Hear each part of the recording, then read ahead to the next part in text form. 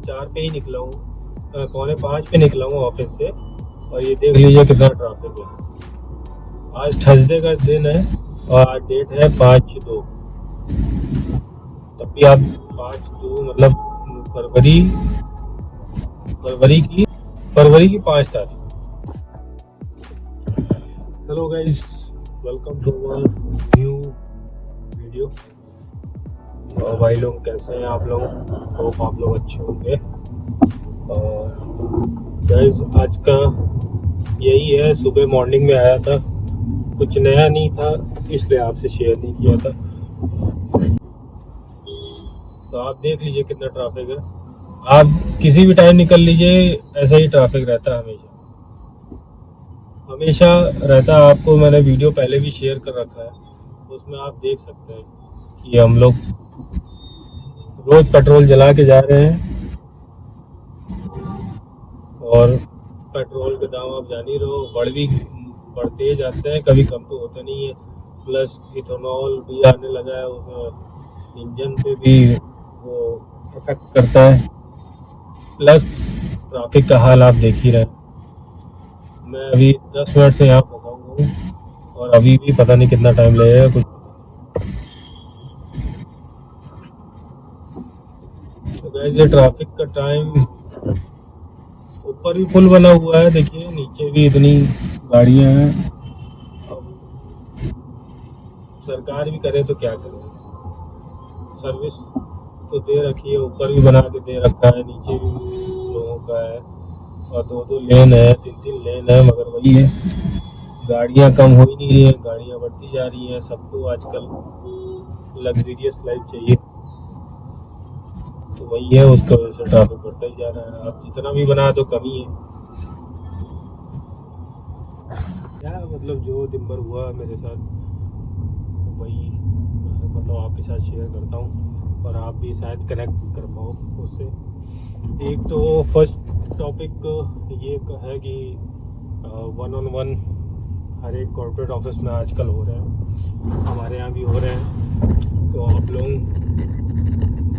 मतलब पूरे साल भर आपने जो भी किया है मेंशन करिए, आप अपने डॉक्यूमेंटेड, और मैनेजर के सामने रखिए कि आपने क्या किया है पूरे साल और किस चीज़ पे ज़्यादा फोकस किया है, क्योंकि आपकी मेहनत है। आप हाईलाइट नहीं करोगे तो कौन करेगा, और अगर आप हाईलाइट करोगे तो उसी हाईलाइट में आपके जो पैसे हैं वो बढ़ के मिलेंगे, जो अभी है प्रेजेंट टाइम पर। तो कोशिश करें कि हर एक की पॉइंट, आजकल तो एआई का ज़माना है, बस आप वहाँ पे डेटा दो, सब मतलब निकाल के दे देते हैं। मतलब एआई सब कुछ हर एक फॉर्मेट में बना के दे देता है, जिस फॉर्मेट में आपको चाहिए। तो आप कोशिश करो, उसकी हेल्प लो और अपना डेटा वहाँ पे उसके साथ शेयर करो, वो आपको सारा बना के दे देगा। फर्स्ट पॉइंट ये था, ये जो आजकल चल रहा है कॉर्पोरेट में, हमारे यहाँ भी चल रहा है। और जो सेकंड पॉइंट है वो आजकल जो डिस्प्यूट्स हो रहे हैं, not in India, out of India, जो कि हम लोग देखते हैं। तो अब डिस्प्यूट्स में ये होने लगा है कि मर्चेंट और एक्वायरर और ईश्वर के बीच में एक सर्विस आई है जिसका नाम है RDR, और एक और आई है जिसका नाम है इथोका। तो ये दोनों ये करते हैं कि RDR ये करता है, पहले मैं RDR को बता देता हूँ। RDR जो होता है रैपिड रिजोल्यूशन होता है, रैपिड डिस्प्यूट रिजोल्यूशन, ये होता है इसका फुल फॉर्म। और इथोका का फुल फॉर्म तो नहीं है, इथोका पूरा ही है, उसका नाम ही यही है, इथोका। ठीक है, RDR में ये होता है गाइस, 10 डेज का टाइम फ्रेम होता है। पहले कार्ड होल्डर आता है, डिस्प्यूट अपना इनिशिएट करवाता है,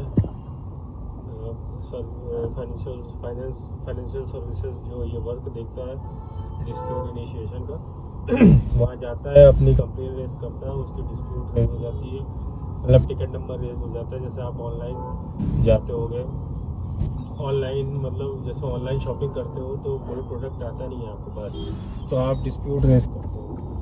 डिस्प्यूट क्या, कंप्लेंट रेज करते हो, तो उसके जगह पे एक टिकट वो इनिशिएट कर देते हैं, टिकट नंबर इनिशिएट कर देते हैं, उसी को वो कहते हैं डिस्प्यूट्स। उसी को अदर लैंग्वेज में बोला जाता है डिस्प्यूट्स।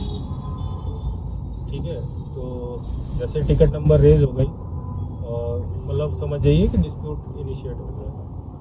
तो डिस्प्यूट इनिशिएट हुआ तो हमारे पास ना आके कुछ सिनेरियो में हमारे पास आ जाता है, कुछ नेटवर्क में हमारे पास आ जाता है, कुछ नेटवर्क में हमारे पास नहीं आता है। तो जैसा वीज़ा नेटवर्क, तो वीज़ा नेटवर्क हमारे पास आ जाता है और जो मास्टर कार्ड नेटवर्क है वो हमारे पास नहीं आता। तो वीज़ा नेटवर्क में हमारे पास आ जाता है, फिर हमारे पास 10 डेज का टाइम रहता है उसको रिजॉल्व करने का। फिर जैसा हमारे पास आता है तो हम पहले उसमें जाके हर एक चीज़ चेक करते हैं कि ये किस वजह से आया है और इसका मर्चेंट ने इस डिस्प्यूट का क्रेडिट दिया है कि नहीं दिया है। अगर नहीं दिया है तो हम उसको फिर प्रोसेस करते हैं।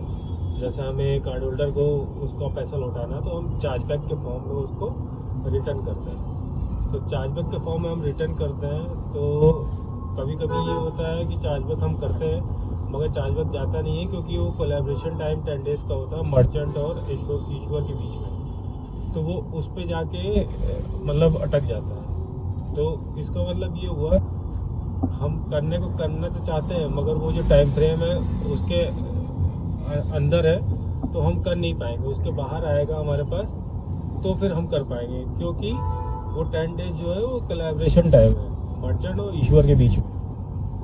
तो हमारे पास कभी कभी ये भी होता है कि विद इन 10 डेज भी आ जाता है, इसलिए हम चार्जबैक करते हैं तो वो डीआर के टाइम फ्रेम पे चला जाता है, वो इनिशिएट नहीं होता चार्जबैक जो कि हम कार्ड होल्डर को देना चाहते हैं।